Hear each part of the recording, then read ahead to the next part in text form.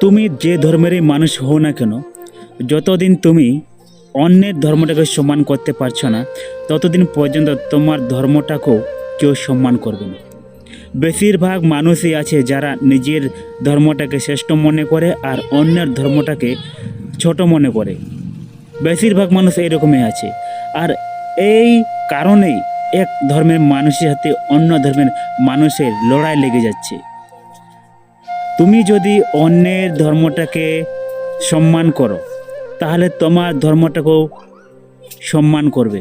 তুমি যদি অন্যের ধর্মটাকে ছোট মনে করো, তাহলে তোমার ধর্মটাকেও মানুষ ছোট মনে করবে। প্রত্যেক মানুষের কর্তব্য হচ্ছে যে তুমি যেমন তোমার ধর্মটাকে শ্রেষ্ঠ মনে করছো, তেমনি অন্যের ধর্মটাকেও শ্রেষ্ঠ মনে করা উচিত। তুমি তোমার ধর্মটাকে যেমন সম্মান দিচ্ছ, তেমনি অন্যের ধর্মটাকেও সম্মান দিতে হবে। তবেই এক ধর্মের সাথে আরেক ধর্মের মানুষের লড়াই হবে না।